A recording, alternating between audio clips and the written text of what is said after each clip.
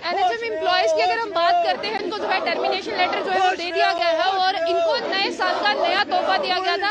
लेकिन आप देख रहे हैं कि 3 तारीख से जम्मू में क्या हालात बने हुए हैं और हालात पहले आप जानते हैं कि बारिश जो है वो लगातार हो रही है और अभी भी ये बारिश के बीच में ही जो है मौजूद है और बिल्कुल इनका हौसला अगर देखें तो इनका कहना है कि अगर ठंड हो बारिश हो हम यहीं पे जो है वो बने रहेंगे।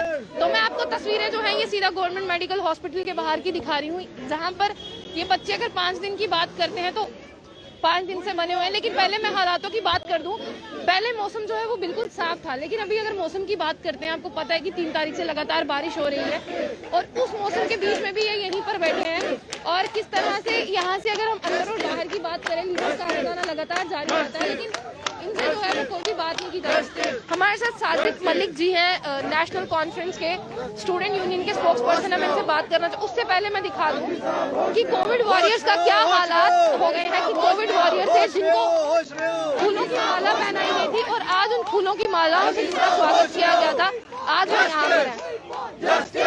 साजिद जी क्या कहना चाहेंगे? 5 दिन से यहाँ पे और बारिश हो रही है तब भी ये यहीं पर है, आपको क्या लगता है कि जिस तरह से कंटिन्यूशन की मांग कर रहे हैं, इनकी डिमांड्स पूरी होनी चाहिए?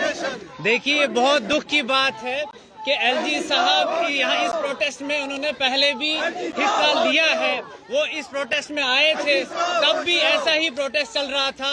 उन्होंने 3 महीने की एक्सटेंशन दी थी। उन्होंने ये वादा किया था कि हम 3 महीने के अंदर अंदर क्या बोलते हैं इनको कंटिन्यू भी करेंगे और दूसरा हम इनको जो है वो रिक्रूटमेंट भी करेंगे। लेकिन सबसे पहली बात, ये तीनों वादे पूरे नहीं हुए। ये बहुत दुख की बात है कि एलजी साहब कोई वादा करते हैं वो पूरा नहीं होता, तो ऐसे जो है लोगों का एतमाद टूटता है, जम्मू कश्मीर के बच्चों का एतबार टूटता है गवर्नमेंट पे।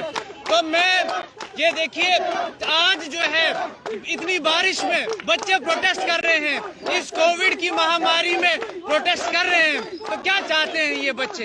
ये बच्चे यही चाहते हैं कि हमें कंटिन्यू किया जाए, जैसे बाकी स्टेट्स में किया है, उड़ीसा में किया है, बाकी स्टेट्स में किया है, तो वैसे ही ये चाहते हैं कि यहाँ पे भी ये कंटिन्यू किया जाए।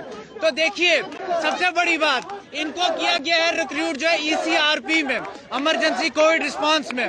तो मुझे ये बताइए, NHM है, NHM भी कॉन्ट्रैक्ट में ही चलता है, तो इनको भी कंटिन्यू कीजिए। इनको आप कंटिन्यू क्यों नहीं कर रहे हैं? क्या कोविड खत्म हो गया है? कोविड अभी भी है, अभी भी कर्फ्यूज लग रहे हैं। और ये हमारे कोविड वॉरियर्स जो 18,000 की सैलरी पे काम करते थे, फुल सैलरी पे काम नहीं करते, तो इतना काम करते हैं, इतनी इमरजेंसी में काम करते हैं। क्या लगता है जम्मू कश्मीर के जो लीडर्स हैं, क्या उनको इतनी समझ नहीं है? क्या इनको जो है कंटिन्यूशन पे रखा जाए, क्योंकि आफ्टर ऑल इनसे काम लिया और यूज एंड थ्रो की पॉलिसी जो है वो अपनाई जा रही है? देखिए, सही बात कही आपने कि यूज एंड थ्रो की पॉलिसी की जा रही है। ये मजाक है, 3 महीने का एक्सटेंशन दिया जा रहा है। मुझे ये बताइए, इनको कंटिन्यू क्यों नहीं किया जा रहा? NHM के बाकी भी एम्प्लॉइज रिक्रूट हुए हैं, वो कंटिन्यू हुई हैं।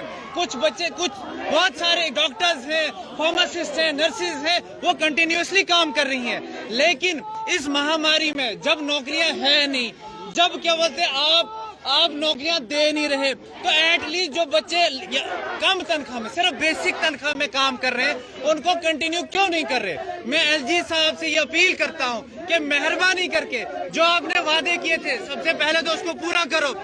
अगर नहीं कर सकते तो हमें वजूहात दो कि क्यों नहीं कर सकते अपने वादे पूरे। तो पहले वादा क्यों किया अगर पूरा नहीं कर सकते? दूसरी बात, ये 18,000 की सैलरी में काम करते हैं और सुनने में आया 18,000 भी पूरी नहीं मिलती, 14,500 मिल रही है। तो भैया 14,500 में ये बच्चे काम करने के लिए तैयार हैं, तो इनको कंटिन्यू क्यों नहीं किया जा रहा? आपसे मैं एक बात जानना चाहूंगी, आप 5 दिन से यहाँ पे हैं, आपसे कोई बात करने आया है? मैम, अकॉर्डिंग टू एडमिनिस्ट्रेशन वो कहती है ECRP is demolished. If ECRP is demolished, then why the center pass again this letter? इसमें क्लियरली मेंशन है कि ECRP जो है उसे कंटिन्यू किया जाए according to the covid crisis. अगर हम कोविड में अपने यूटी की, अपने देश के लिए अपनी सर्विसेज को कंटिन्यू कर सकते हैं, अपनी लाइफ्स को डेंजर में डाल सकते हैं, why they are not answering us? Shame on this kind of administration, shame on this kind of UT government. रात को पूरे बच्चे बाहर सोए हैं, अगर कल को किसी की डेथ होती है, किसी के साथ कुछ होता है, who is responsible for that? अगर मणिपुर, उड़ीसा, पंजाब में उनकी स्टेट गवर्नमेंट, उनकी यूटी गवर्नमेंट उनके लिए सेफ गवर्नमेंट रेगुलराइज कर सकती है, इवन कि बाहर लोग परमानेंट हो रहे हैं, then why not in J&K?